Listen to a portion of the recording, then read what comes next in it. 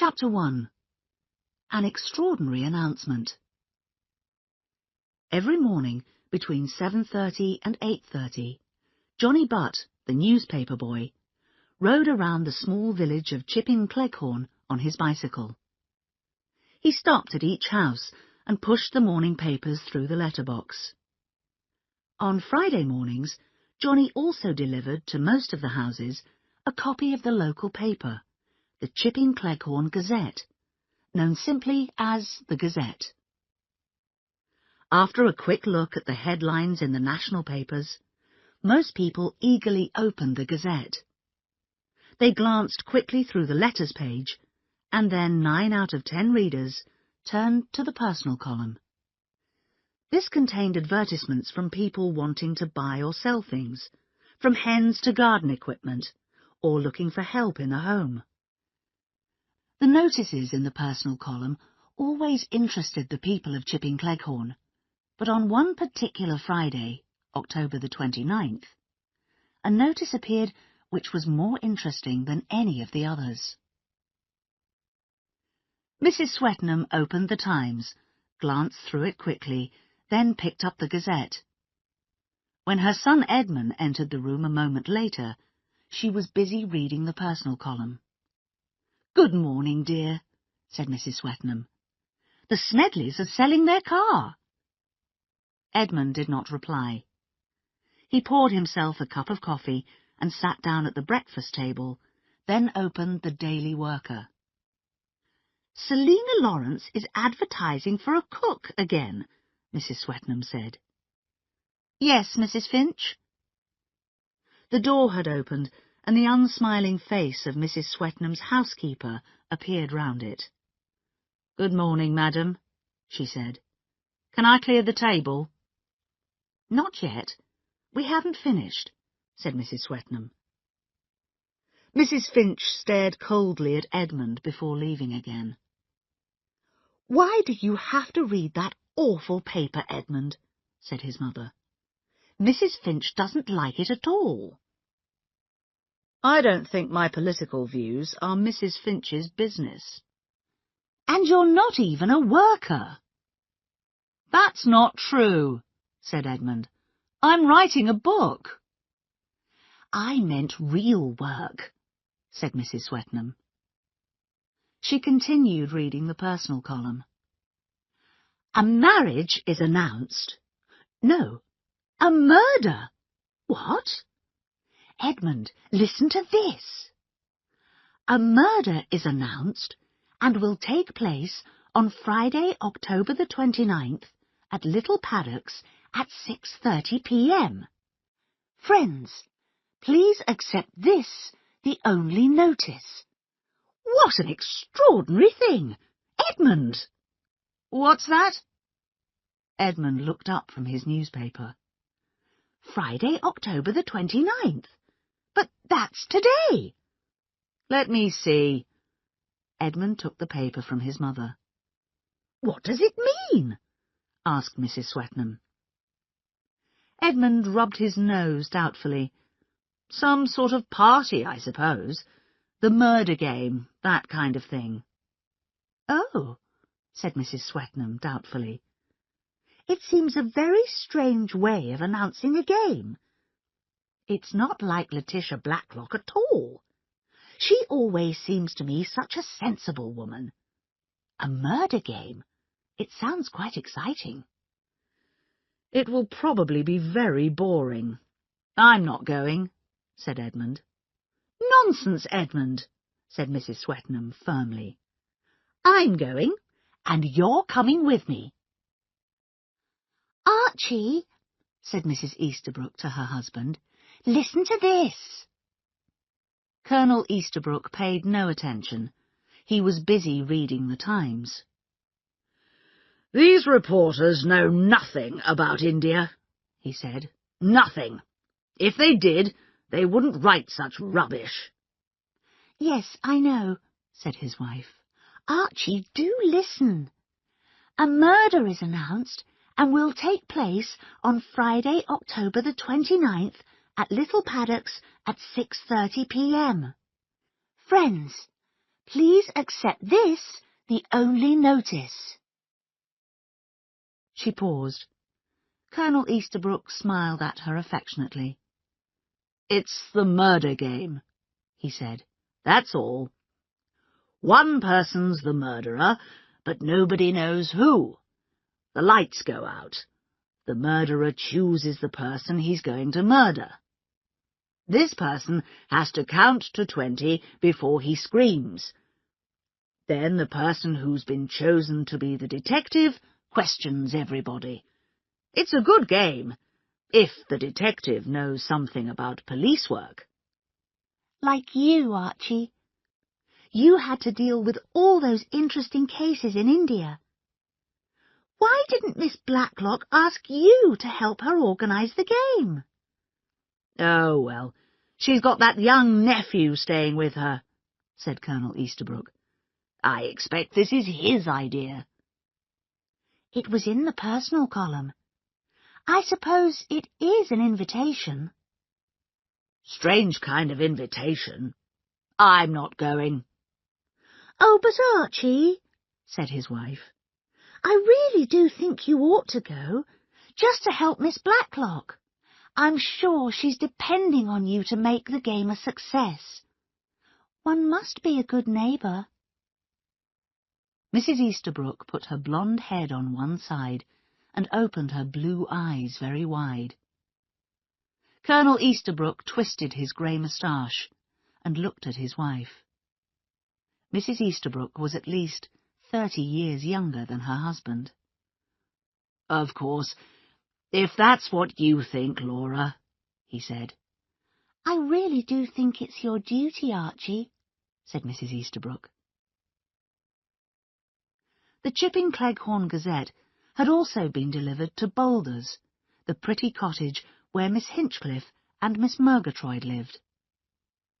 Miss Murgatroyd, a round, pleasant woman with untidy grey hair, walked through the long, wet grass to the hen-house, carrying a copy of the paper.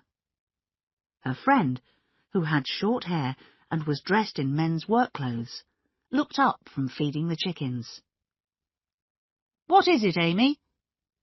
Listen to this, said Miss Murgatroyd. What can it mean?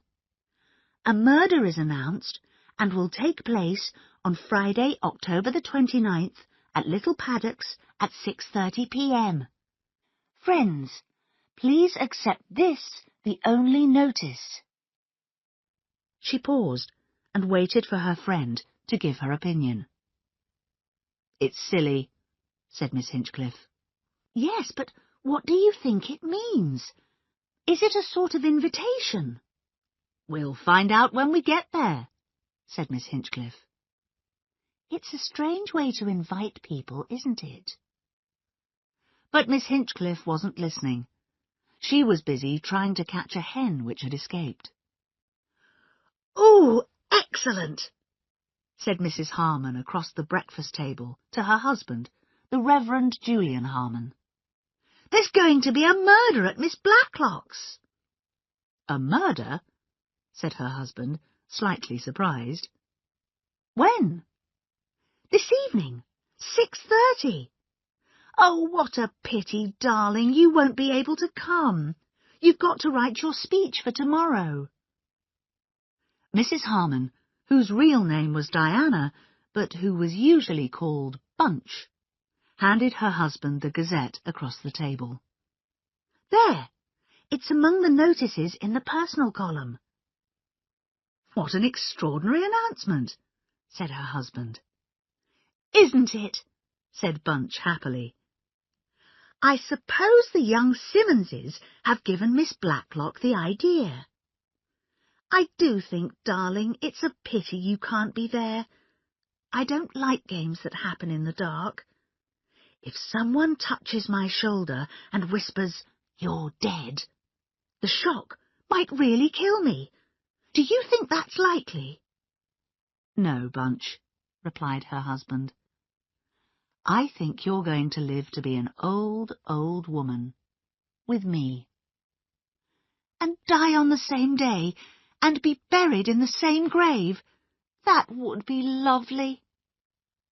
"You seem very happy, Bunch," said her husband. "Who wouldn't be happy if they were me?" said Bunch. At Little Paddocks, Miss Blacklock, the owner of the house, sat at the head of the table. She was about 60 years old, and with her heavy country suit was wearing, rather strangely, a choker of large false pearls. Also at the table, reading the national newspapers, were her young cousins, Julia and Patrick Simmons. The fourth person at the table was Miss Dora Bunner, who was reading the local paper. Suddenly, Miss Bunner gave a cry of surprise. "Letty! Letty! Have you seen this? What can it mean?" "What's the matter, Dora?" asked Miss Blacklock. "The most extraordinary advertisement. It says Little Paddocks very clearly. But what can it mean?" "If you'd let me see, Dora dear." Miss Blacklock held out her hand, and Miss Bunner obediently gave her the newspaper. Miss Blacklock looked. She glanced quickly round the table. Then she read the advertisement out loud. "A murder is announced and will take place on Friday, October the 29th, at Little Paddocks at 6:30 p.m. Friends, please accept this, the only notice." "Patrick, is this your idea?" She looked at the handsome face of the young man at the other end of the table. "No, Aunt Letty. Why should I know anything about it?" "I thought it might be your idea of a joke. Julia?" Julia, looking bored, said, "Of course not." Miss Bunner looked at the empty place at the table. "Do you think Mrs. Hames—" she said. "Oh, I don't think Philippa would try and be funny," said Patrick. "She's a serious girl." "But what does it mean?" said Julia, with no real interest. Miss Blacklock said slowly, "I suppose it's a silly joke." "But why?" said Dora Bunner. "It seems very stupid to me." Miss Blacklock smiled at her. "Don't upset yourself, Bunny," she said. "It's just somebody's sense of humour." "It says today," said Miss Bunner. "Today at 6:30 p.m. What do you think's going to happen?" "Death," said Patrick, in a low, serious voice. "Delicious death." Miss Bunner gave a little scream. "I only meant that special cake that Mitzi makes," said Patrick, apologetically. "You know, we always call it delicious death." Miss Blacklock smiled. "I know one thing that will happen at 6:30, she said cheerfully. "Half the people in the village will be here, wondering what's going to happen. I'd better make sure we've got some sherry in the house." "You are worried, aren't you, Lottie?" Miss Blacklock looked up from her writing at the anxious face of her old friend Dora Bunner. She was not quite sure what to say to her. Dora, she knew, mustn't be worried or upset. At school, Dora had been a pretty, fair-haired, blue-eyed, rather stupid girl. She would surely marry a nice army officer or country lawyer. But life had been unkind to Dora. She hadn't married, but had had to work. The two friends had lost contact, but about 6 months ago, Miss Blacklock had received a letter from Dora. In the letter, Dora said she was unwell. She was living in one room with very little money. She wondered if her old school friend could help. Miss Blacklock had brought Dora to live at Little Paddocks. She had told Dora that she needed someone to help her run the house. This wasn't true, but Miss Blacklock knew that the arrangement would not be for long. Dora's doctor had told her that. Sometimes Miss Blacklock found Dora annoying. She lost bills and letters, and upset Mitzi, Miss Blacklock's foreign help. "Worried?" said Miss Blacklock eventually. "No, not exactly. You mean about that silly notice in the Gazette?" "Yes. Even if it's a joke, it seems to me it's not a nice kind of joke. It frightens me. It's dangerous. I'm sure it is." The door opened, and a young woman came in. Her eyes were dark and flashing. "I can speak to you? Yes, please. No?" Miss Blacklock sighed. "Of course, Mitzi. What is it?" "I am going. I am going at once. I do not wish to die. My family, they died. My mother, my little brother, my sweet little niece. But me, I ran away. I came to England. I do work that I would never, never do in my own country. I know all that," said Miss Blacklock. She had heard it many times before. "But why do you want to leave now?" "Because again they have come to kill me. My enemies, the Nazis. They know I am here. They will come to kill me. It is in the newspaper." Mitzi brought out a copy of the Gazette, which she had been hiding behind her back. "See, here it says a murder. This evening at 6:30, I do not want to be murdered. No." "But why should this be about you?" said Miss Blacklock. We think it's a joke. If anyone wanted to murder you, they wouldn't advertise the fact in the paper, would they?" "You do not think they would?" said Mitzi. "Perhaps it is you who they mean to murder, Miss Blacklock."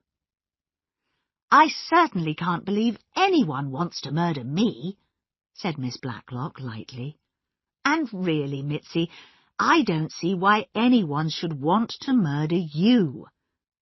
We'll have beef for lunch today," she continued, "and some people may come for drinks this evening. Could you make some cheese snacks?" "This evening? But who will come then? Why will they come?"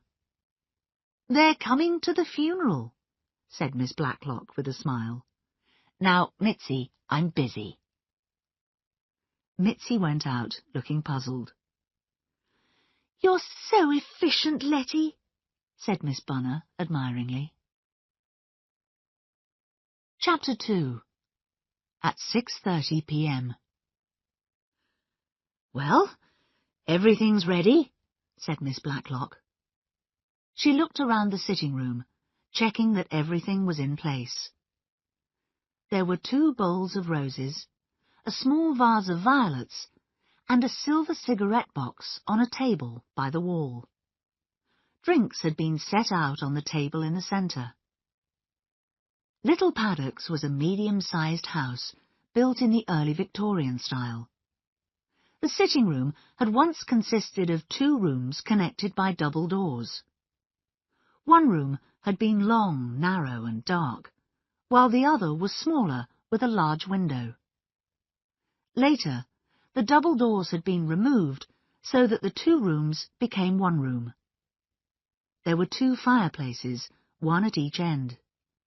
Although neither fire was lit, the room was filled with a soft, gentle warmth. "You've had the central heating lit," said Patrick. "Yes," said Miss Blacklock. "The weather's been so wet. The whole house felt cold." The door opened, and Philippa Hames came in.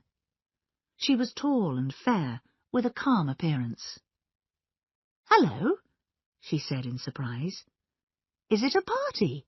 Nobody told me." "Of course," said Patrick. "Our Philippa must be the only woman in Chipping Cleghorn who doesn't know." He waved his hand around like an actor on a stage. Here you see the scene of a murder. He pointed at the bowls of flowers. Those are the funeral flowers, and these cheese snacks are the funeral food. Philippa looked at Miss Blacklock in a puzzled way. "Is this a joke?" she asked. "It's a very nasty joke," said Dora Bunner with energy. "Show Philippa the advertisement," said Miss Blacklock. "I must go and shut up the hens. It's dark." She went out. "Won't somebody tell me what's happening?" cried Philippa. Everybody tried to tell her at once. Nobody could find the Gazette to show her because Mitzi had taken it into the kitchen. Miss Blacklock returned a few minutes later. "There," she said, "that's done." She glanced at the clock. 6:20. Somebody ought to be here soon. She looked at the table with the sherry and cheese snacks laid out on it. "Patrick, please move that table round the corner, near the window. I don't want it to be obvious that I'm expecting people." "Now we can pretend to be quite surprised when somebody arrives," said Julia. Miss Blacklock had picked up the sherry bottle. She stood holding it uncertainly in her hand. "There's half a bottle there," said Patrick. "It's enough." "Oh, yes, yes." Miss Blacklock hesitated, and her face turned a little red. "Patrick, would you mind? There's a new bottle in the kitchen. Could you bring it? We could have a new bottle. This has been opened for some time." Patrick went to the kitchen and returned with the new bottle. He looked curiously at Miss Blacklock as he put it on the table. "You're taking this seriously, aren't you?" he asked gently. "You think the sherry in the old bottle might be poisoned."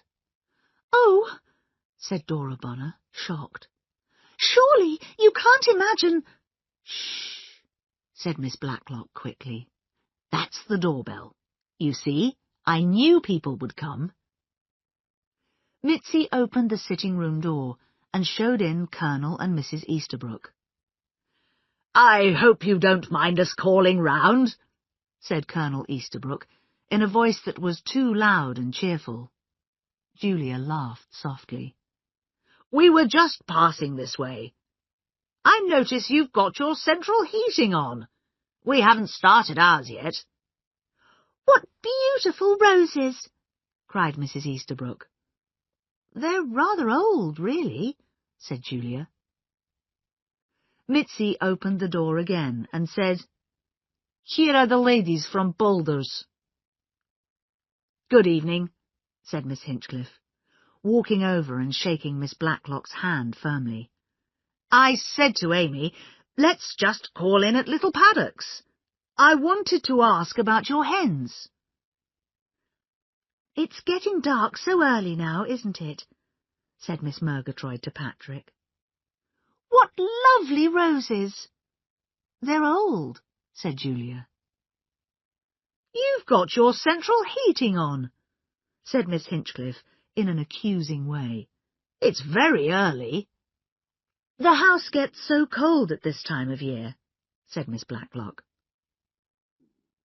The door opened again, and Mrs. Swetnam came in. She was followed by Edmund, who looked angry and uncomfortable. "Here we are," said Mrs. Swetnam, looking around her with open curiosity. "I just thought I'd come and ask if you wanted a cat, Miss Blacklock. What lovely roses," she added. "Have you got your central heating on?" asked Edmund. "Don't people say the same old things?" said Julia quietly. Once more the door opened, and Mrs. Harmon came in. She had put on a hat in an attempt to be fashionable. "Hello, Miss Blacklock," she cried, smiling all over her round face. "I'm not too late, am I? When does the murder begin?" Everybody made little noises of shock Julia laughed softly. "Julian is really cross that he can't be here," said Mrs. Harmon. "He loves murders." Miss Blacklock smiled at Mrs. Harmon and looked at the clock over the fireplace. "If it's going to begin," she said cheerfully, "it ought to begin soon. It's almost 6:30. But let's have a glass of sherry." Patrick went quickly to get the sherry bottle. Miss Blacklock went to the small table by the wall where the cigarette box was. "I'd love some sherry," said Mrs. Harmon. "But what do you mean by if?" "Well," said Miss Blacklock, "I know as little about all this as you do. I don't know what—" She turned her head as the little clock over the fireplace began to strike. It had a sweet bell-like sound. Everybody was silent, and nobody moved. They stared at the clock. As the last note died away, all the lights went out. Cries of delight were heard in the darkness. "It's beginning!" cried Mrs. Harmon happily. "Oh, I don't like it!" cried out Dora Bunner. "How terribly, terribly frightening!" said other voices. Then, with a crash, the door swung open. A powerful torch shone quickly round the room. A man's voice, which sounded just like the voice of an actor in the cinema, said, "Put your hands up! Put them up, I tell you!" Everybody put their hands willingly above their heads. "Isn't it wonderful?" said a female voice. "I'm so excited!" And then suddenly there was the noise of a gun. It fired twice. Suddenly the game was no longer a game. Somebody screamed. The figure in the doorway turned round and seemed to hesitate. A third shot rang out, and the figure fell to the ground. The torch dropped and went out. There was darkness once more, and gently the sitting-room door swung shut. Inside the sitting-room, everybody was speaking at once. "Lights! Can't you find the switch? Who's got a lighter?" "Oh, I don't like it, I don't like it." "But those shots were real."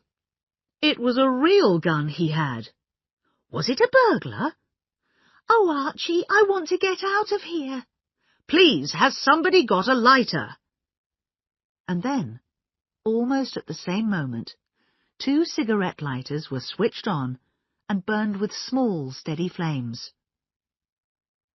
Everybody looked at everyone else with shocked faces. Against the wall by the table, Miss Blacklock stood with her hand to her face. Something dark was running over her fingers. "Try the light switch, Swetnam," said Colonel Easterbrook. Edmund, near the door, obediently moved the switch up and down, but the lights didn't go on. "Who's making that terrible noise?" asked the Colonel. A female voice had been screaming steadily from somewhere beyond the closed door. At the same time, the sound of someone beating on a door was heard. Dora Bunner, who had been crying quietly, cried out, "It's Mitzi! Somebody's murdering Mitzi!" The Colonel was already opening the sitting-room door. He and Edmund, carrying cigarette lighters, stepped into the hall. They almost fell over a figure lying there. "She's in the dining room," said Edmund. The dining room was just across the hall. Someone was beating on the door and screaming. "She's been locked in," said Edmund, bending down. He turned the key, and Mitzi rushed out like a wild animal, still screaming. The dining-room light was still on, and Mitzi's dark shape stood out against the light, mad with terror. "Be quiet, Mitzi," said Miss Blacklock. "Stop it," said Edmund. Then he leaned forward and hit her across the face. At once, Mitzi was shocked into silence. "Get some candles," said Miss Blacklock. "They're in the kitchen cupboard. Patrick, you know where the fuse box is? Perhaps a fuse needs mending." "Right," said Patrick. "I'll see what I can do." Miss Blacklock had moved forward into the light thrown from the dining room. Dora Bunner gave a cry, and Mitzi started to scream again. "The blood! The blood!" she cried. "You are shot! Miss Blacklock, you will bleed to death!" "Don't be so stupid," said Miss Blacklock crossly. "I'm hardly hurt at all. It just hit my ear." "But Aunt Letty," said Julia, "the blood." Miss Blacklock's white blouse was covered with blood. "Ears always bleed," said Miss Blacklock. "I remember having my hair cut as a child when the hairdresser cut my ear by mistake. There was a whole bowl of blood. But we must have some light." "I'll get candles," said Mitzi. Julia went with her, and they came back with several candles. "Now, let's have a look at our criminal," said the Colonel. "Hold the candles down low, will you, Swetnam?" "I'll come to the other side," said Philippa.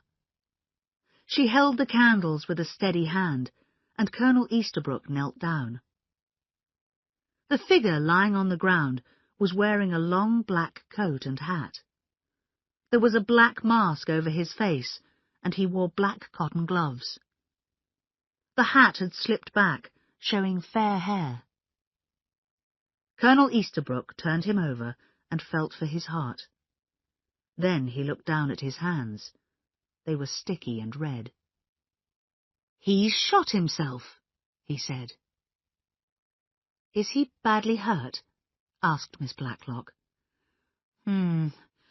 I'm afraid he's dead. If I could see better—" At that moment, seemingly by magic, the lights came on again. Everybody felt very strange as they realized that violent death had just happened in their presence. Colonel Easterbrook's hand was red. Blood was running down Miss Blacklock's blouse. The body of the criminal lay at their feet. Patrick, coming from the dining room, said, "Only one fuse had gone." He stopped. Colonel Easterbrook pulled at the mask. "We'd better see who the man is," he said, "though I don't suppose it's anyone we know." He took the mask off. Everyone moved forward to have a look. "He's quite young," said Mrs. Harmon, with pity in her voice. Suddenly, Dora Bunner cried out excitedly, "Letty! Letty, it's the young man from the Spa Hotel in Meddenham Wells. He came here and wanted you to give him money to get back to Switzerland, and you refused. Oh, dear, he almost killed you."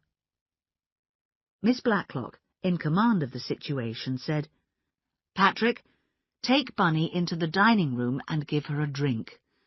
Julia, run up to the bathroom and bring me a bandage to stop the bleeding.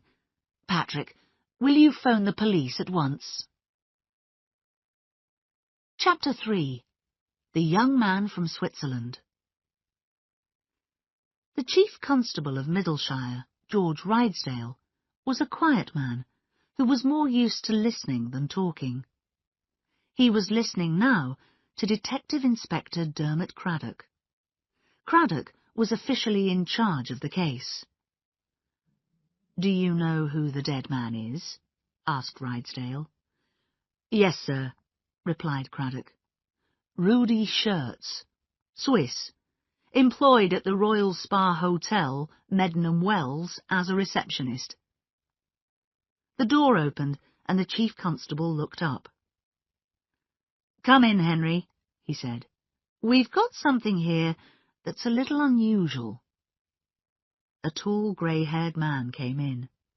He was Sir Henry Clithering, the retired head of Scotland Yard.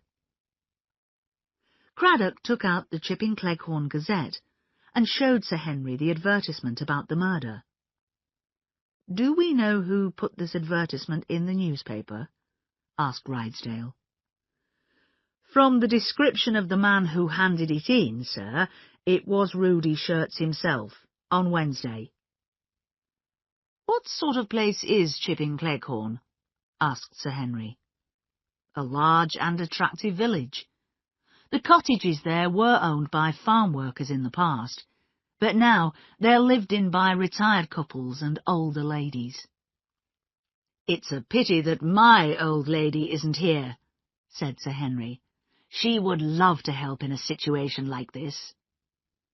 "Who is your old lady, Henry? An aunt?" "No," Sir Henry sighed. "She's just the finest detective God ever made." "I'll remember that," said Detective Inspector Craddock. "Was there anything worth stealing in the house?" asked Sir Henry. "Did Miss Blacklock keep much money there?" "She says not, sir. About £5, I understand." "So the man wasn't interested in money," said Sir Henry. "He wanted the fun of acting out a robbery, perhaps, like in films. How did he manage to shoot himself?" "According to the first medical report, the gun was fired very close to him," said Craddock. "But we don't know whether it was an accident or whether he killed himself deliberately." "You'll have to question the witnesses very carefully," said Sir Henry, "and make them say exactly what they saw." "They probably all saw something different," said Detective Inspector Craddock, sadly. "It's very interesting what people see," said Sir Henry, "but it's even more interesting what they don't see. Craddock, go to the Royal Spa Hotel. See what you can find out about Rudy Shirts." At the Royal Spa Hotel, Inspector Craddock was taken straight to the manager's office. The manager greeted him warmly. "This is really a most surprising business," he said. "Shirts seemed a very ordinary, pleasant young man." "How long has he been with you?" asked Craddock. "A little over 3 months." "And were you satisfied with him?" The manager hesitated. Then he said, rather unwillingly, "Well, once or twice there was trouble about the bills. He charged guests for things that they hadn't used. So, when the guests paid too much on their bills, he put the extra money in his own pocket," asked Craddock. "Something like that. But perhaps he just made careless mistakes, and missing money was always paid back." "Any women in his life?" "One of the restaurant waitresses. Her name's Myrna Harris." "I'd better have a talk with her." Myrna Harris was a pretty girl with red hair. She was nervous and uncomfortable about being interviewed by the police. "I don't know anything about it, sir. Nothing," she said. "If I'd known what Rudy was like, I'd never have gone out with him." "Did you know him well?"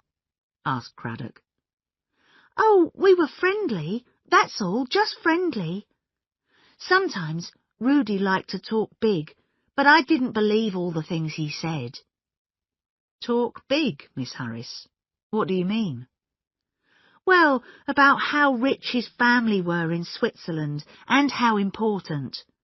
But he never seemed to have much money." "Did you go out with him a lot?" "Yes.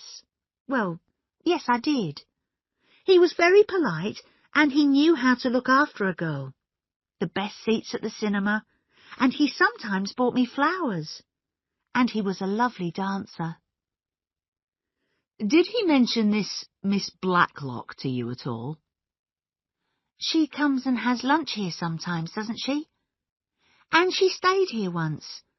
But I don't think Rudy ever mentioned her." "Did he mention Chipping Cleghorn?" Craddock thought that a nervous look came into Myrna Harris's eyes, but he couldn't be sure. "I don't think so. He asked once about what time buses went, but I can't remember if that was buses to Chipping Cleghorn. She couldn't tell Craddock anything more. Little Paddocks was very much as Detective Inspector Craddock had imagined. There were hens and some attractive flowers in the garden. As Craddock's car stopped at the front door, Sergeant Fletcher came round the side of the house. "We've finished checking the house, sir. Shirts didn't leave any fingerprints. He wore gloves, of course. No signs of any of the doors or windows being forced open. He came from Medmenham on the bus, arriving here at 6 o'clock. He probably walked in through the front door. Miss Blacklock states that the door isn't usually locked until the house is shut for the night. The cook says that the front door was locked all afternoon, but she's a very difficult person, from somewhere in Central Europe." Craddock noticed two enormous, frightened black eyes looking out of a window by the front door. "That's her there?" "That's right, sir." The face disappeared. Craddock rang the front doorbell. After a long wait, the door was opened by a good-looking young woman with dark brown hair and a bored expression. "Detective Inspector Craddock," said Craddock.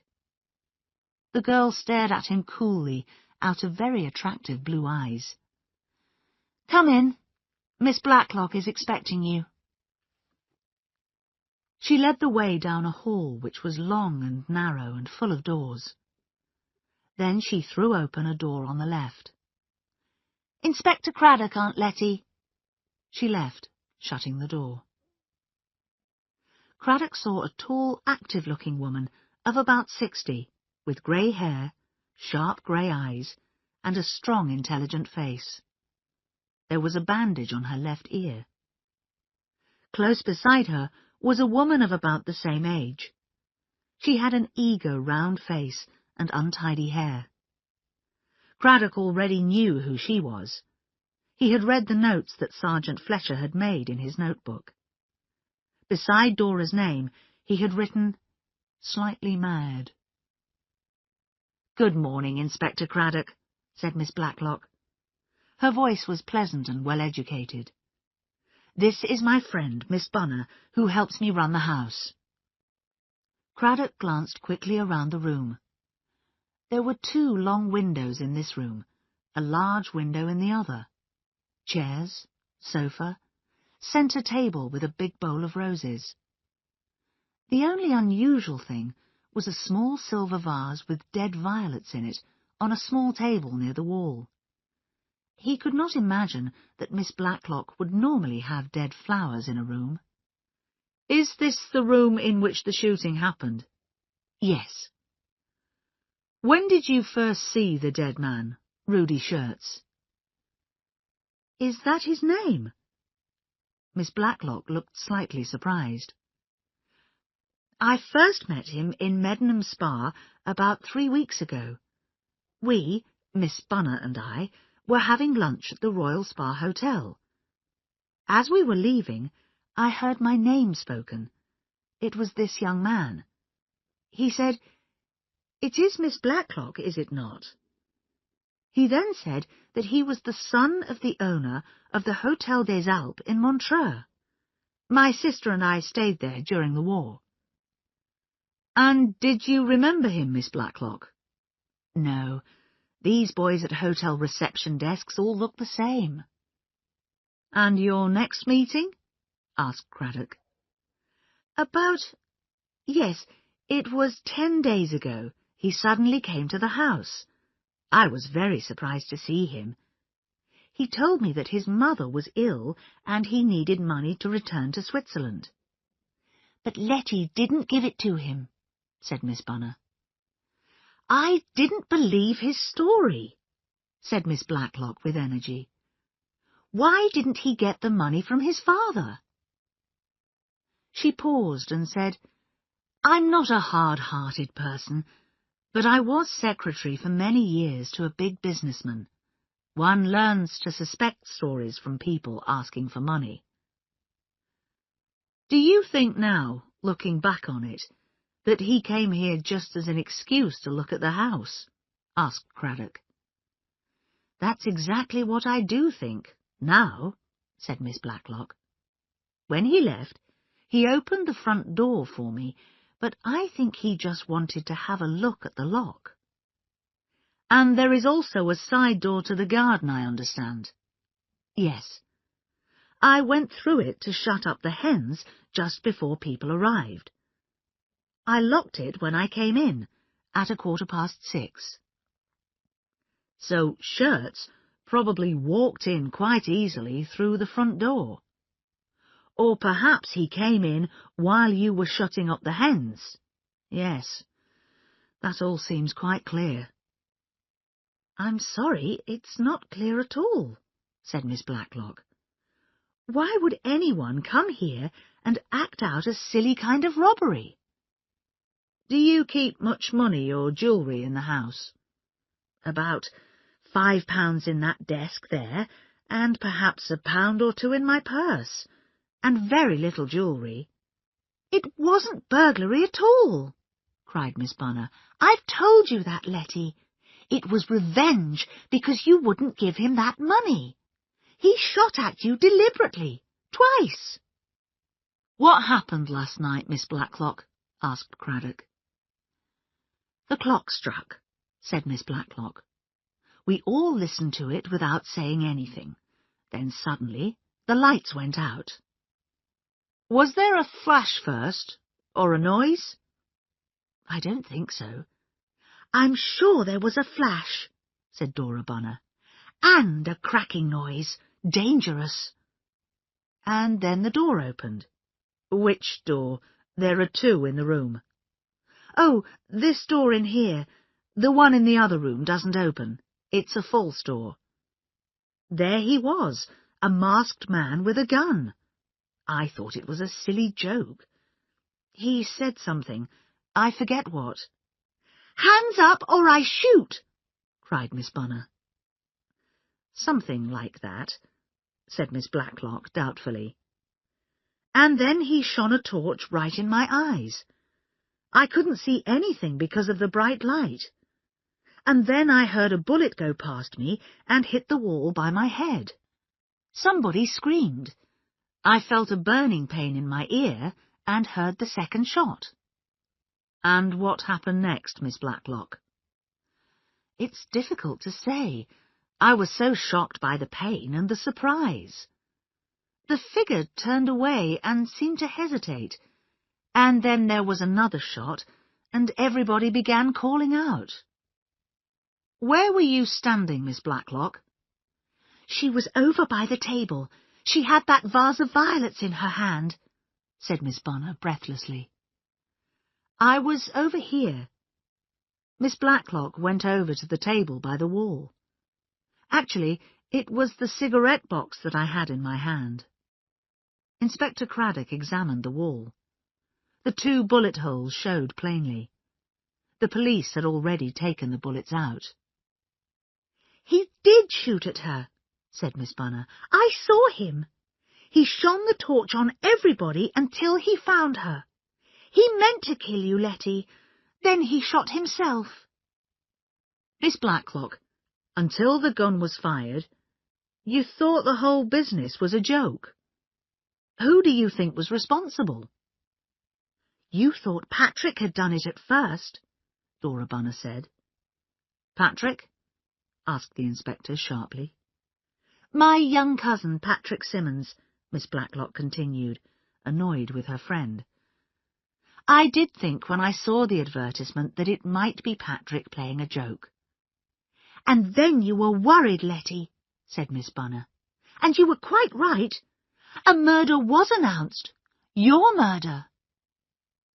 Dora Bunner was shaking as she spoke. Miss Blacklock put her hand on Dora's shoulder. It's all right, Dora dear. Don't get excited. Everything's all right. She added, You know I depend on you, Dora, to help me look after the house. Isn't it the day for the laundry to come? Oh, yes, Letty, it is. I'll go and check at once. "And take those violets away," said Miss Blacklock. "There's nothing I hate more than dead flowers." "Oh dear, I probably forgot to put any water in the vase," said Dora Bunner. "I'm always forgetting things." She hurried out, looking happy again. "She's not very strong," said Miss Blacklock, "and excitement is bad for her. Is there anything else you want to know?" "I want to know how many people live in your house." "Yes, well, in addition to myself and Dora Bunner, I have 2 young cousins living here at present, Patrick and Julia Simmons. They call me Aunt Letty, but actually their mother was my second cousin. They've only been here for the last 2 months. Their mother wrote and asked me if they could possibly come as paying guests. Julia is training at Milchester Hospital, and Patrick is studying for an engineering degree at Milchester University. I was very glad to have them here." "Then there is a Mrs. Hames, I believe." "Yes, she works as an assistant gardener at Deas Hall, Mrs. Lucas's place. She's a very nice girl. Her husband was killed in Italy, and she has a boy of 8 who is away at school, but who comes here in the holidays." "And what about people who work for you?" "I have a cook, Mitzi, who had to escape from Europe. You'll find her rather difficult. She thinks people are trying to kill her." Craddock nodded. Beside Mitzi's name, Sergeant Fletcher had written one word in his notebook: liar. "Mitzi does make up stories," said Miss Blacklock. "She had a bad shock and did see one of her relations killed, and now she just invents and exaggerates things to make us sympathetic." She smiled. "But when she wants to, she can cook very nicely." "I'll try not to upset her," said Craddock. "Was that Miss Julia Simmons who opened the door to me?" "Yes. Would you like to see her? Patrick has gone out." "Thank you. I'd like to see Miss Simmons now, if I may." Chapter 4. Questions and Answers. Julia came into the room and sat down in the chair. Miss Blacklock had already left the room. Julia seemed very calm. "Please tell me about last night, Miss Simmons," said Craddock. "Well, a lot of annoying people came. There was Colonel and Mrs. Easterbrook, Miss Hinchcliffe and Miss Murgatroyd, Mrs. Swetnam and Edmund Swetnam, and Mrs. Harmon, Reverend Harmon's wife. And if you want to know what they all said the same thing in turn. 'I see you've got your central heating on,' and 'what lovely roses.'" Craddock tried not to smile. Julia's imitation was very good. "Only Mrs. Harmon asked openly when the murder was going to happen. And then the clock struck, and just as it finished, the lights went out. The door was thrown open, and a masked figure said, 'Put your hands up,' or something like that. It was exactly like a bad film, really quite silly. And then he fired 2 shots at Aunt Letty, and suddenly it wasn't silly any more." "Where was everybody when the lights went out?" "Oh, just standing and talking. Most people were in this room, although Patrick had gone into the far room to get the sherry. I think I was by the window. Aunt Letty went to get the cigarettes. They were on that small table by the wall." "The man had a powerful torch. What did he do with it?" "Well, he shone it on us. It was horribly bright." "Did he hold the torch steady, or did he move it around?" Julia thought. "He moved it," she said slowly. "It was full in my eyes, and then it went around the room, and then the shots came. 2 shots. Mitzi began screaming from somewhere. Then his torch went out, and there was another shot. And then the door closed, and we were all in the dark, not knowing what to do." Do you think he was aiming at Miss Blacklock? Julia seemed a little surprised. You mean trying to attack Aunt Letty? Oh, I shouldn't think so.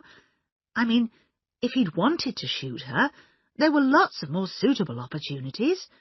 Why didn't he shoot her when she was out walking alone in the country? Thank you, Miss Simmons, said Craddock with a sigh. I'd better go and see Mitzi now. Craddock and Sergeant Fletcher found Mitzi in the kitchen, cooking. She looked up unsmiling as they entered. Her black hair hung over her eyes. What do you come in my kitchen for, Mr. Policeman? You are police, yes? You come to make me say things, but I shall say nothing. You will pull off my fingernails and put lighted matches on my skin, but I will not speak, do you hear? Craddock looked at her. Finally he sighed and said, OK, get your hat and coat. I haven't got my nail-pulling equipment with me. We keep all that down at the police station. But I do not want to come, screamed Mitzi, moving away. Then you'll answer my questions politely.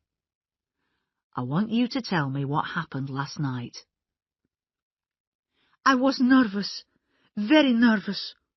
All that evening I hear things, people moving around. I take the sherry and the glasses into the sitting room. Then the bell rings and I answer the door. Again and again I answer the door. And then I go back into the kitchen and I start to polish the silver. And then, suddenly, I hear shots. I run through the dining room, and then there comes another shot and a big noise out there in the hall. And I turn the door handle, but it is locked outside. I am shut in there like a rat, and I am mad with fear. I scream, and I beat on the door. And at last, they turn the key and let me out. And then I bring candles, and the lights go on, and I see blood. Blood! Ugh, the blood! It is not the first time I have seen blood. Yes, said Inspector Craddock. Thank you very much. And now you can take me to prison, said Mitzi. Not today, said Inspector Craddock. As Craddock and Fletcher went through the hall to the front door, it was thrown open. A tall, handsome young man came in. Mr. Patrick Simmons? Quite right, Inspector. You're the inspector, aren't you? Yes, Mr. Simmons. Can I have a word with you, please? I am innocent, Inspector. I swear I am innocent. Now, Mr. Simmons, don't joke with me. Will you describe what happened last night? Well, Aunt Letty opened a new bottle of sherry. Craddock interrupted. A new bottle? Was there an old one? Yes, half full, but Aunt Letty didn't seem to want it. Was she nervous then? Oh, not really. She's extremely sensible. It was Bunny, I think, who had made her nervous. She had been frightened all day. It seems that Miss Blacklock thought, when she first read that advertisement, that you had put it there. Why? Oh, I always get blamed for everything around here. Have you ever seen or spoken to Rudy Shirts? I've never seen him in my life. Tell me what happened. I'd just gone to fetch the drinks when the lights went out. I turned round, and there was a man in the doorway saying, "Put up your hands." He starts firing a gun, and then he goes down with a crash, and his torch goes out, and we're in the dark again. Do you think the attacker was aiming at Miss Blacklock? Ah, how could I tell? I think he just fired his gun as a joke. And then he shot himself. It could be. Thank you, Mr. Simmons. I want to interview the other people who were here last night. Which would be the best order? Well, our Philippa, Mrs. Hames, works at Deyers Hall. The gates to it are nearly opposite our gate. Philippa Hames was picking apples in the gardens of Deyers Hall. She stood looking at Craddock in surprise. Good morning, Mrs. Hames. I'm Inspector Craddock of the Middleshire Police. I wanted to have a word with you. What time did you come home from work last night? At about 5:30. You came in by which door? The side door. I always come in that way. The door was unlocked? Yes, I locked it when I came in. Do you always do that? I've been doing it for the last week. You see, it gets dark at 6. Miss Blacklock goes out to shut up the hens sometime in the evening, but she very often goes out through the kitchen door. And what did you do when you came in? I took off my muddy shoes and went upstairs and had a bath. Then I came down and found that a party was taking place. I hadn't known anything about the advertisement until then. Please describe what happened during the hold-up. Well, the lights went out suddenly. I was standing by the fireplace. Then the door was thrown open, and a man shone a torch on us and waved a gun around and told us to put our hands up. And then the gun went off. The shots were very loud, and I was really frightened. And then Mitzi started screaming. Did the man move the torch?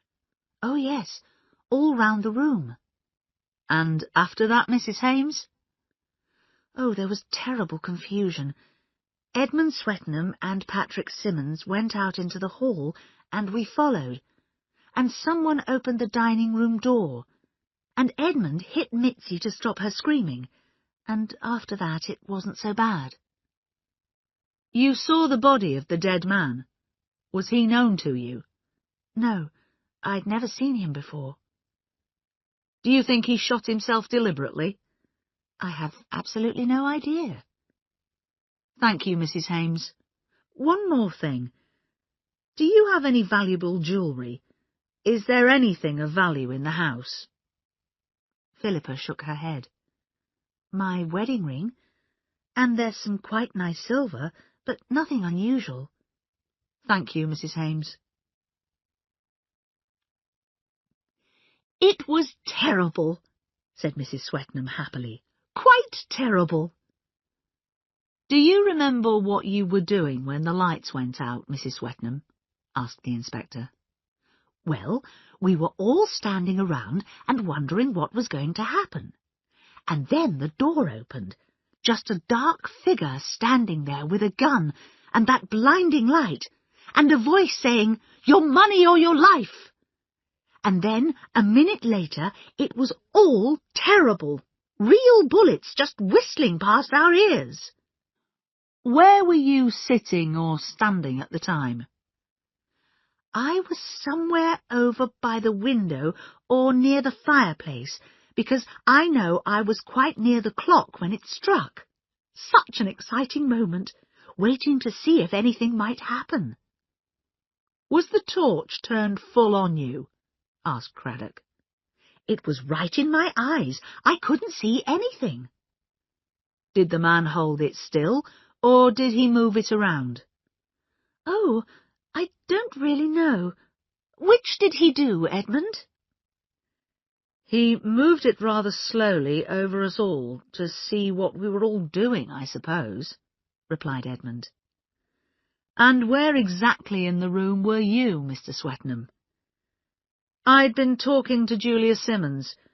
We were both standing up in the middle of the room, the long room. Do you think the third shot was an accident? I've no idea. The man seemed to turn round very quickly and then fall, but it was all very confused. We couldn't see anything, and then that foreign girl started screaming. I understand it was you who unlocked the dining-room door and let her out. Was the door definitely locked on the outside? Edmund looked at him curiously. Certainly it was. Why, you don't imagine... I just want to be sure of what happened. Thank you. Inspector Craddock was forced to spend quite a long time with Colonel and Mrs. Easterbrook. He had to listen to the Colonel's long description of the psychology of the criminal's mind. "I've got very wide experience of criminal psychology," said the Colonel. "This man wanted to carry out a robbery with violence in front of an audience, just like in the cinema. And then he becomes a killer. He shoots blindly." Inspector Craddock caught gladly at a word. "You say blindly. You didn't think he was firing at one particular thing, at Miss Blacklock, for example?" No, he was just firing blindly. The bullet hits someone, and he becomes frightened. So then he turns the gun on himself." "It really is wonderful," said Mrs. Easterbrook, in a voice warm with admiration. "How you know what happened, Archie." Inspector Craddock thought it was wonderful too, but he was not quite as full of admiration for Colonel Easterbrook. "Exactly where were you in the room, Colonel Easterbrook, when the actual shooting took place?" he asked. "My wife and I were near a centre table with flowers on it." "I caught hold of your arm, didn't I, Archie, when it happened? I was so frightened, I just had to hold on to you." "Poor little bird," said the Colonel playfully. Inspector Craddock went to see Miss Hinchcliffe and Miss Murgatroyd. Miss Hinchcliffe was feeding the pigs. "Where were you exactly when the shooting started?" he asked.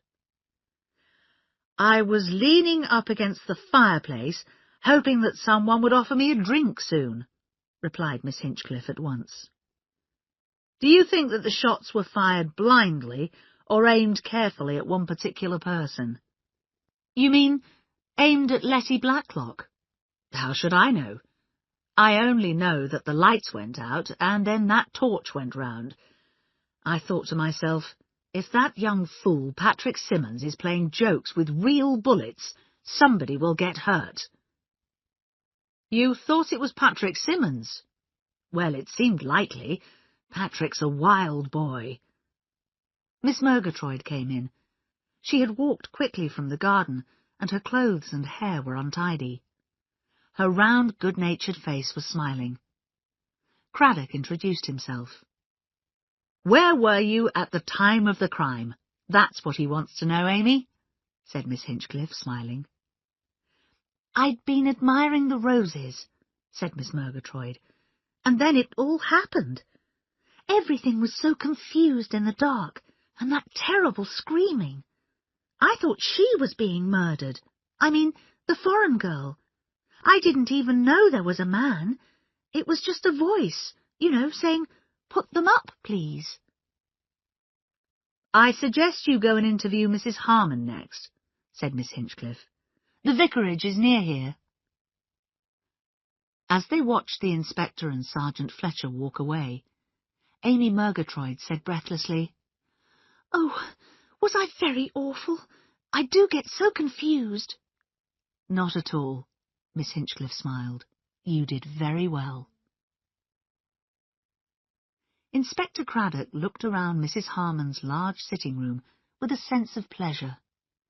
It reminded him a little of his own home. He also thought that Mrs. Harmon was a pleasant woman. But she said at once, "I shan't be any help to you because I shut my eyes. I hate looking into a bright light. And when I heard the shots, I closed my eyes even more tightly. I don't like bangs." "What else did you hear?" asked the inspector. "Doors opening and shutting, and Mitzi and Bunny screaming. When the bangs had stopped, I opened my eyes. Everyone was out in the hall then, with candles. And then the lights came on, and there was the man, lying there dead, with a gun beside him. It didn't seem to make sense, somehow. It did not make sense to the inspector, either. Chapter 5. Miss Marple arrives. Rydesdale, the chief constable, had contacted the police in Switzerland about Rudy Shirts. He showed their answer to Inspector Craddock. He had a police record, Rydesdale said. He stole jewellery and other things. He was definitely dishonest in a small way. But small things lead to large things. I'm worried, sir, said Craddock. It just doesn't make sense. Do you think that somebody is lying to you? I think the foreign girl knows more than she's telling us, and Miss Bunner thinks that Shirts was trying to kill Miss Blacklock. Don't worry, Craddock, said the chief constable. I'm taking you to lunch at the Royal Spa Hotel with Sir Henry and myself. He stopped as Sir Henry entered the room. Ah, Sir Henry, we've received a letter from a woman staying at the Royal Spa Hotel. She says there's something we might like to know in connection with this Chipping Cleghorn business. Her name is Jane Marple. Jane Marple. But I know Miss Marple, said Sir Henry. She's the old lady I mentioned before, the one who is so good at solving crimes. Well, said Rydesdale, I'll be glad to meet her. Let's go. We'll lunch at the Royal Spa, and we'll interview Miss Marple. Miss Jane Marple was older than Craddock had imagined. She had snow-white hair, a pink face, and very soft, innocent eyes. She was delighted to see Sir Henry, and very pleased to meet Chief Constable Rydesdale and Detective Inspector Craddock. But really, Sir Henry, how fortunate, how very fortunate. So long since I've seen you. Now, Miss Marple, let's hear what you have to tell us, said the Chief Constable. It was a cheque, she said at once. The young man at the desk changed it. The young man who, they say, is responsible for that hold-up and shot himself. I have it here. Miss Marple took a cheque out of her bag and laid it on the table. It came this morning with my other cheques from the bank. You can see it was for £7, and he changed it to 17. It's very cleverly done. I think he'd often done it before, don't you? And perhaps he reminded you of someone? Asked Sir Henry with a smile. He knew that Miss Marple often compared the behaviour of criminals with the ways of people in her village. Yes, he did. Fred Tyler at the fish shop. Fred always put an extra 1 before the figures in the money column on the bills. Lots of people never added up their bill, and so they never noticed. Then he put the extra money in his pocket. Well, the first week I was staying here at the Royal Spa, there was a mistake in my bill. I showed the young man, and he apologized very nicely. But after that, I didn't trust him. He didn't look honest. He had a police record in Switzerland, said Rydesdale. He was very friendly with the little red-haired waitress from the dining room, said Miss Marple. Has she told you all she knows? She asked suddenly, turning to Craddock. I'm not absolutely sure, said Craddock carefully. She's looking very worried, said Miss Marple. She brought me the wrong food at breakfast and forgot the milk jug, but I expect— her blue eyes looked into the handsome face of Detective Inspector Craddock— that you will be able to persuade her to tell you all she knows. Perhaps he told her who it was.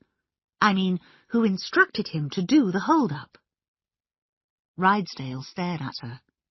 So, you think someone instructed him? Miss Marple's eyes widened in surprise.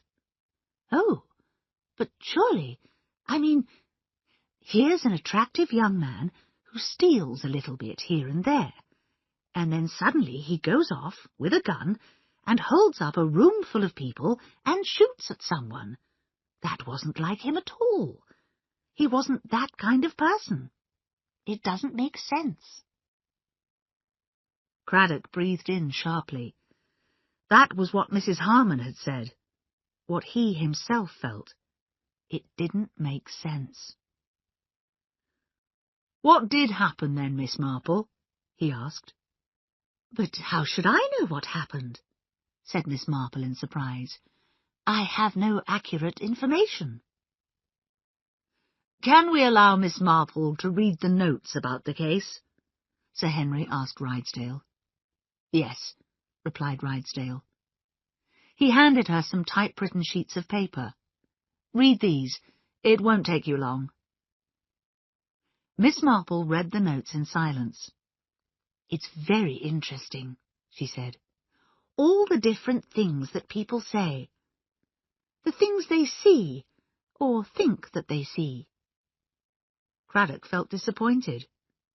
Was that all that Sir Henry's famous Miss Marple could say? He felt annoyed with her. "All these people saw the same thing," said Craddock. "They saw a masked man with a gun and a torch. They saw him."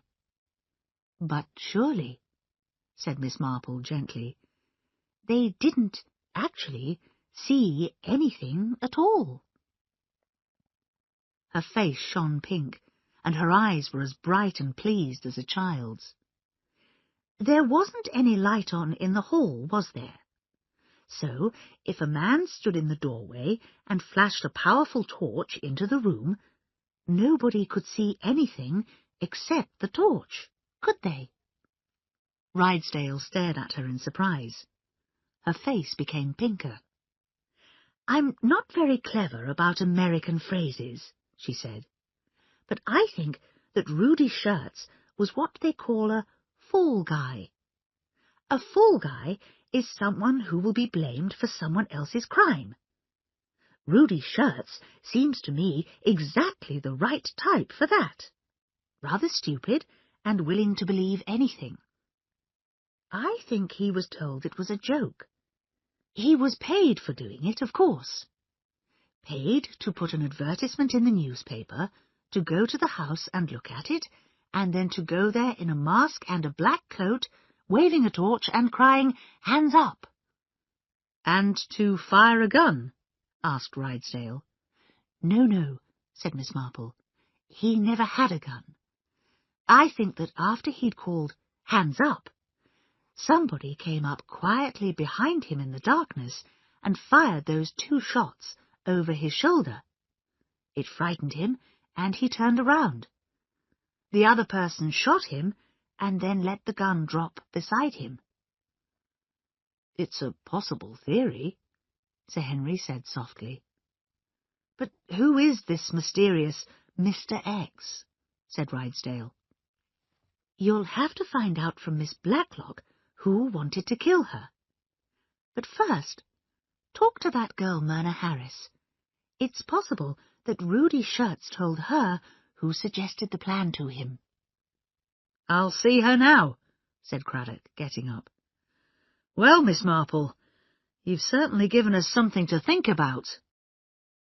"I'm sorry I didn't tell you everything before," said Myrna Harris to Inspector Craddock. "I didn't want to get myself in trouble. But I'll tell you all about it now, Inspector. Rudy and I were going to the cinema that evening, and then he said he wouldn't be able to come. He said not to tell anyone, but there was going to be a party somewhere, and he had to act out a hold-up. Then he showed me the advertisement, and I had to laugh. When I read all about it in the paper, that Rudy had shot someone, and then shot himself, I didn't know what to do. I didn't even know he had a gun." "Who did he say arranged this party?" "He never said.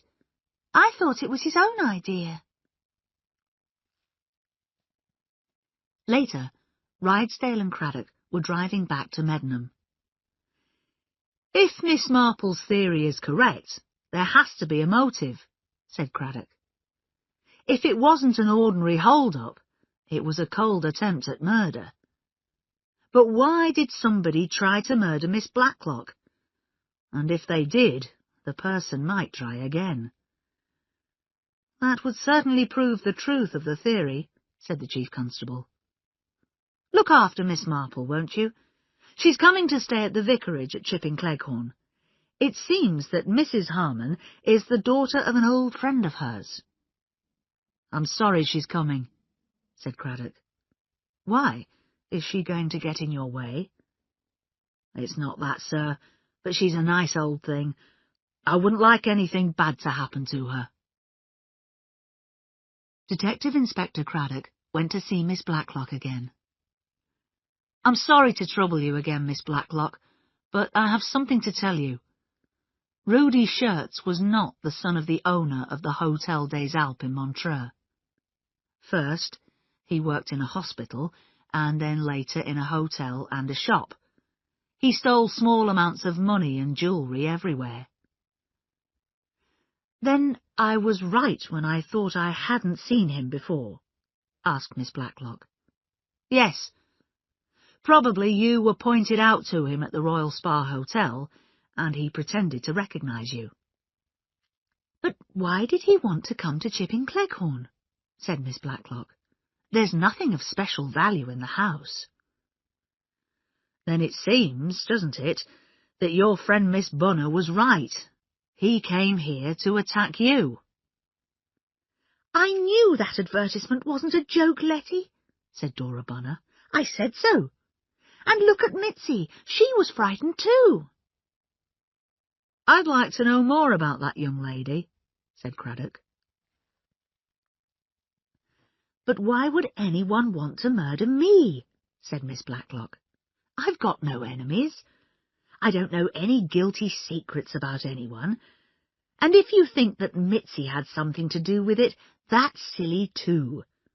She was really frightened when she saw the advertisement in the Gazette.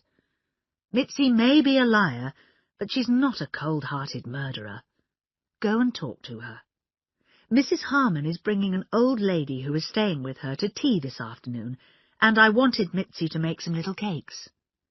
But I suppose you'll upset her completely. Can't you possibly go and suspect somebody else? Craddock went out to the kitchen. He asked Mitzi questions that he had asked her before, and received the same answers. Yes, she had locked the front door soon after 4 o'clock. No, she hadn't locked the side door. Mrs. Hames says she locked the side door when she came in. Ah, and you believe her? Oh, yes, you believe her. You think Mrs. Hames didn't lock that door? I think she was very careful not to lock it. That young man, he does not work alone. No, he knows where to come. He knows that when he comes, a door will be left open for him. Oh, very conveniently open. What are you trying to say? Asked Craddock. What is the use of what I say? You will not listen. You say I am a poor foreign girl who tells lies. If I say that I heard him talking with Mrs. Hames, yes, out there in the summer house, you will say that I make it up. You couldn't hear what was said in the summer house. You are wrong, screamed Mitzi. I go out to the garden to get vegetables, and I hear them talking in there. He says to her, "But where can I hide?" And she says, "I will show you." And then she says, "At 6:15." Why didn't you tell me this the other day? Asked Craddock. Because I did not remember. I did not think. Only afterwards I say to myself, it is planned then, planned with her. She is a thief, that Mrs. Hames. Oh, she is bad, that one. Now, how can I cook lunch if you are here talking? Please, leave my kitchen. Craddock went obediently, feeling confused. Mitzi told lies, but her story about Philippa Hames seemed to contain some truth. He decided to speak to Philippa. He crossed the hall and tried to open a door into the sitting room, but it wouldn't open. Miss Bunner came down the stairs. "Not that door," she said. "It doesn't open. Try the next door to the left. It's very confusing, isn't it? I've often tried the wrong door by mistake. We used to have the hall table against it, but then we moved it along against the wall there." "Moved?" asked Craddock. "How long ago?" "Well, 10 days or a fortnight ago." "Is the door a false door?" asked Craddock. "Oh, no, it's a real door. It's the door of the small sitting room, but when the 2 rooms were made into 1 room, 2 doors weren't needed, so this one was locked." Craddock tried it again. "Do you know where the key is?" "There are a lot of keys in the hall drawer. It's probably there." Craddock followed her and found a number of keys pushed back in the drawer. He took one out and went back to the door. The key fitted and turned easily. The door slid open noiselessly. "This door's been opened quite recently, Miss Bunner. The lock has been oiled." "But who would do that?" asked Dora Bunner, shocked. "That's what I intend to find out," said Craddock. He thought to himself, X from outside. No, X was here, in this house. X was in the sitting room that night. Chapter 6. Pip and Emma. Miss Blacklock listened to Craddock this time with more attention. She understood what he was telling her about the door. "You see what this means," said the inspector. "When the lights went out, anybody in the room the other night could hurry out of that door, come behind Rudy's shirts, and fire at you." "Without being seen or heard or noticed?" "Yes. Remember that when the lights went out, people moved around and were very confused, and they could see nothing except the blinding light of the torch." Miss Blacklock said slowly, "And you think one of those people, one of my nice, ordinary neighbours, left the room and tried to murder me? Me? But why?" "I've a feeling that you must know the answer to that question, Miss Blacklock. Who inherits your money after your death?" Miss Blacklock said rather unwillingly, "Patrick and Julia. But I don't believe Patrick and Julia would plan to murder me. And at the moment I don't have very much to leave them. One day I might be worth murdering, but not now." "What do you mean, Miss Blacklock?" said Craddock. "Well, one day I may be a very rich woman. You may not know it, but for more than 20 years I was secretary to Randall Girdler." Craddock was interested. Randall Girdler had been a big name in the world of business. He had died, if Craddock remembered correctly, in 1937 or 1938. "He was very rich, wasn't he?" asked Craddock. "Yes, and he had no children. He left his money to his wife during her lifetime, and after her death, to me. You see, when Randall was starting out on his career, he needed money for a business deal. I had a little money of my own, and I lent it to him. The deal was successful, and he became very rich. After that, he treated me like a partner." Miss Blacklock sighed. "Then my father died. I had to give up work and go and look after my sister, who was an invalid. Randall died a couple of years later. He left all his money to his wife, Belle. But in his will, he stated that if Belle dies before me, I inherit everything. Belle is really a very sweet person, and she was delighted about it.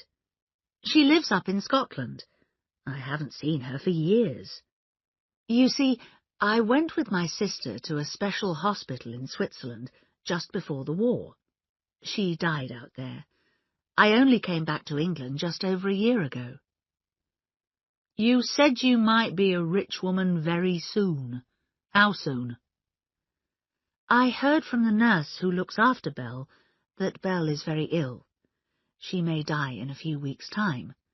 So you see, Inspector, if Patrick and Julia had wanted to kill me to get my money, they'd be crazy not to wait for a few more weeks. Yes, Miss Blacklock, but what happens if you die before Mrs. Girdler? Who inherits the money then? I've never really thought. Pip and Emma, I suppose. Craddock stared, and Miss Blacklock smiled. They're the children of Randall Girdler's only sister, Sonia. Randall had quarrelled with his sister. She married a man who Randall thought was a criminal. His name was Dmitri Stamfordis. Sonia wrote to Belle after her marriage, telling her that she was extremely happy and had just had twins. She called them Pip and Emma. The lawyers told Randall that he had to name someone else in his will because I might die before Belle.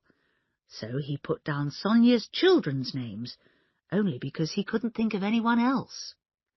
The inspector looked very serious. So if you had been killed the other night, he said, there are two people in the world, Pip and Emma, who would become very rich. These two have a very strong motive for killing you.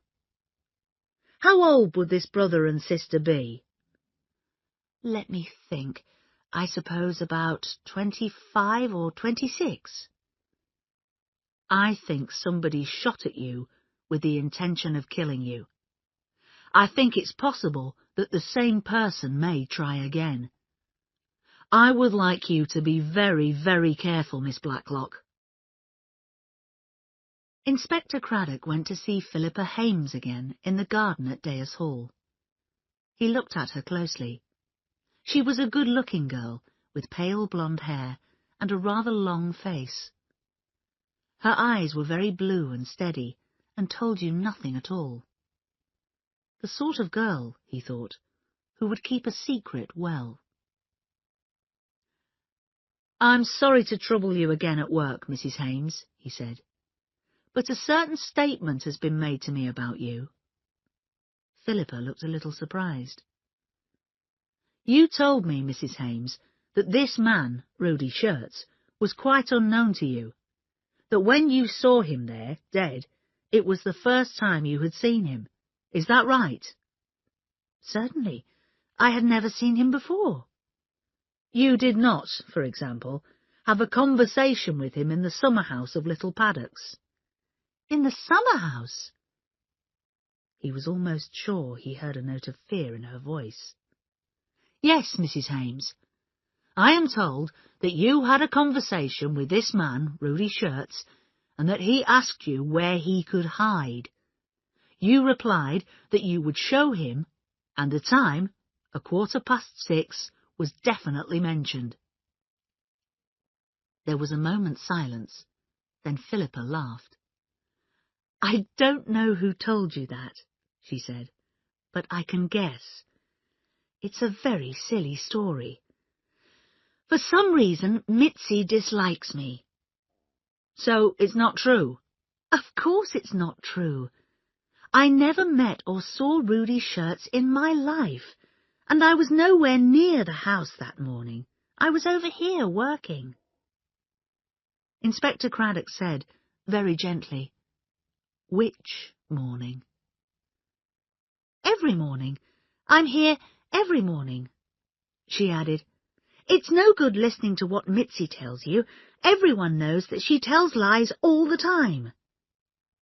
Later, Craddock was talking to Sergeant Fletcher. So there are two young women with different stories, he said. Which one should I believe? Everyone agrees that this foreign girl tells lies, said Sergeant Fletcher. So, if I were you, I would believe Mrs. Hames. Craddock remembered Philippa Hames's steady blue eyes, and the way she had said, "that morning," very quickly. But he had not told her whether the conversation in the summer house had taken place in the morning or the afternoon. And there had been fear in Philippa's voice as she asked, "In the summer house?" He decided to keep an open mind on the subject.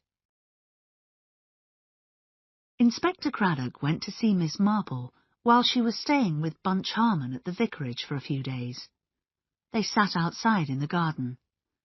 But although it was sunny and peaceful, Inspector Craddock felt afraid for Miss Marple.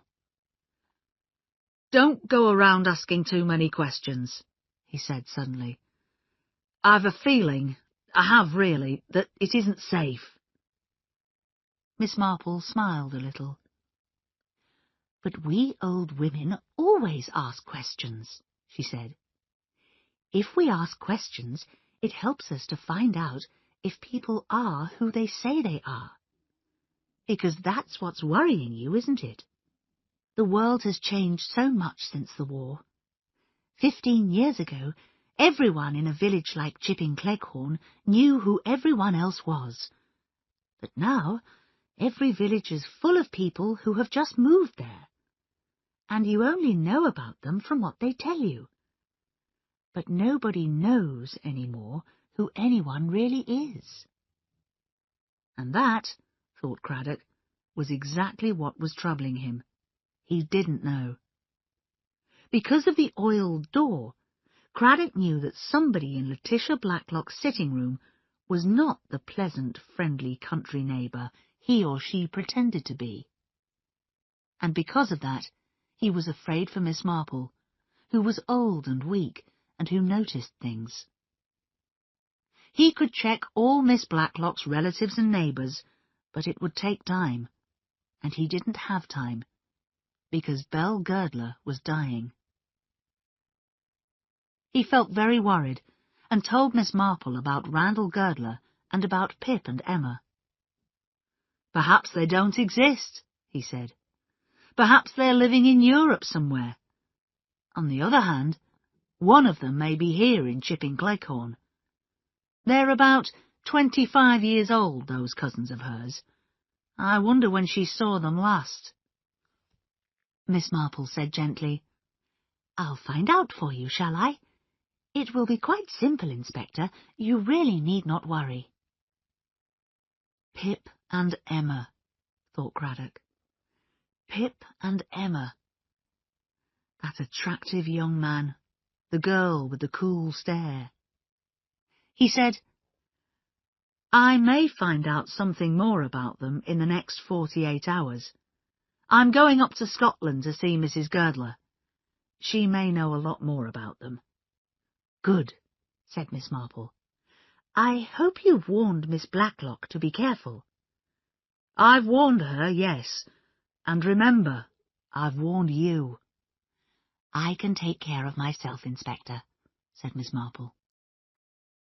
Mrs. Harmon took Miss Marple to tea at Miss Blacklock's house.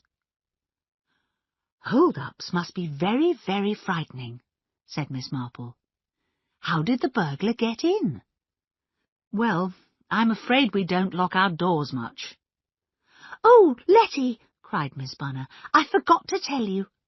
The inspector opened the second sitting-room door this morning, the one that's never been opened, the one over there. He hunted for the key and said the door had been oiled." She paused, her mouth open. Miss Blacklock had been signalling to her to be quiet, but it was too late. "Oh, Lottie, I'm so sorry. I'm so sorry, Letty. Oh dear, how stupid I am." "It doesn't matter," said Miss Blacklock, but she was annoyed. "But Inspector Craddock probably doesn't want that to be talked about. You do understand, don't you, Mrs. Harmon?" "Oh, yes," said Bunch. "We won't say anything, will we, Aunt Jane? But I wonder why he... Oh, I know. Of course, if that door could open too, perhaps someone went out of there in the dark and did the hold-up. But of course they didn't, because it was the man from the Royal Spa Hotel. Or wasn't it? No, I don't understand at all. Did it all happen in this room, then? Asked Miss Marple. At once, Dora, Bunner and Bunch started to tell her about the shooting. Then Patrick came in and good-naturedly joined in the story. He even acted out the part of Rudy Shirts. And Aunt Letty was there, in the corner by the small table. Go and stand there, Aunt Letty. Miss Blacklock obeyed, and then Miss Marple was shown the actual bullet holes. I was just going to offer my guests cigarettes. Miss Blacklock pointed to the big silver cigarette box on the table. That's a lovely table, said Miss Marple politely. And what a very pretty lamp on it. Isn't it delightful? There's a pair of them, the others in the spare bedroom, I think. I do like nice things, said Miss Marple. So many memories. In photographs, too, of course. I like to keep all the pictures of my nephews and nieces as babies, and then as children and adults. I expect your aunt has many photographs of you, she said, turning to Patrick.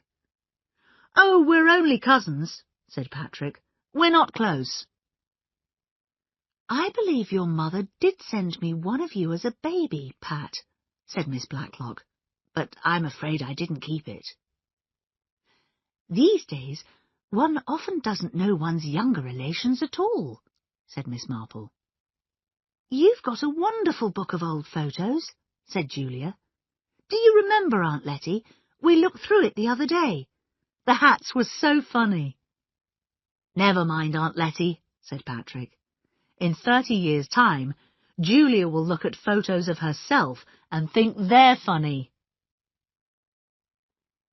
Did you do that deliberately? Asked Bunch, as she and Miss Marple were walking home. Talk about photographs, I mean. Well, my dear, it is interesting to know that Miss Blacklock didn't know either of her two young relatives by sight. Yes, I think Inspector Craddock will be interested to hear that. Chapter 7.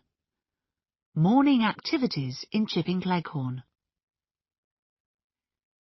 Edmund Swettenham went to see Philippa Hames as she was working as usual in the gardens at Deas Hall. Please go away, Edmund, said Philippa. You've no business to come here. Mrs. Lucas won't like it. You're wrong, said Edmund. I have got business here. My mother has sent me with a pot of honey for Mrs. Lucas. He took a pot of honey out of his pocket.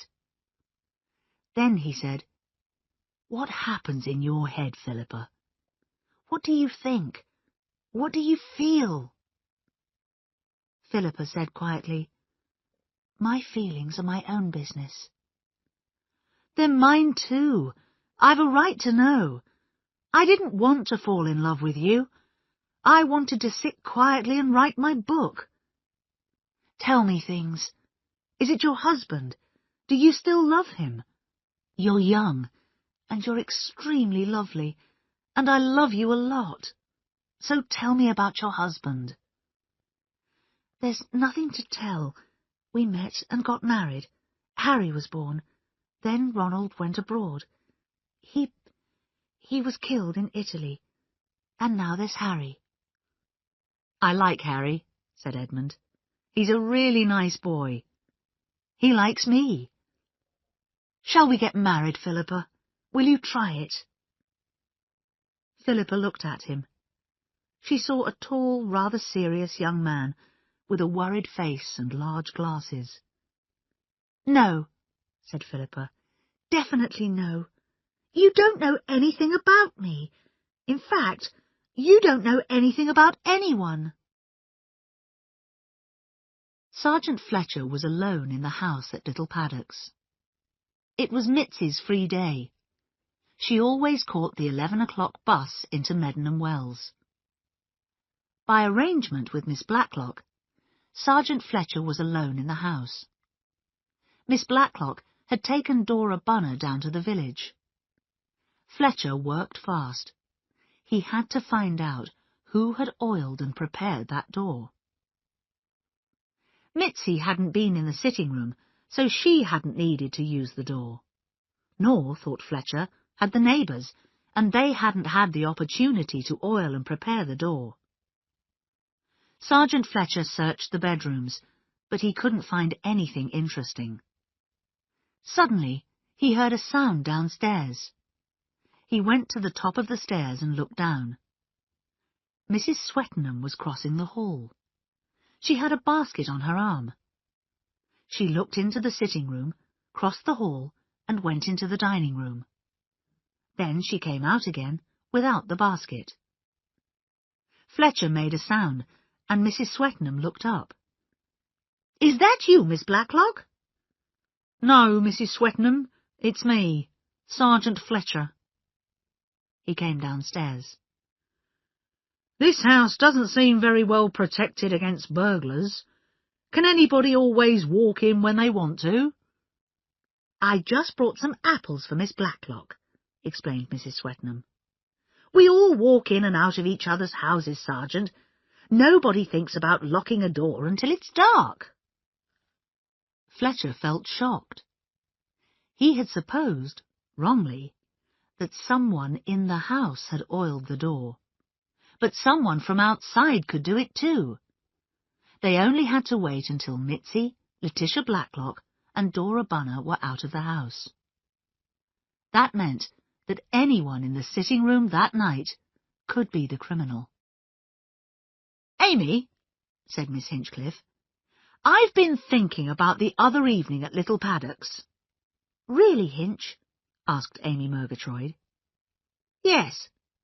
Take this spoon, Amy. Pretend it's a gun. Don't be nervous. Now, come to the kitchen door. You're going to pretend to be the burglar. You stand here. Now you're going to hold up a lot of silly people. Take this torch. Switch it on." Miss Murgatroyd obediently raised her torch, waved her spoon, and went towards the kitchen door. She changed the torch to her right hand, quickly turned the handle, and stepped forward.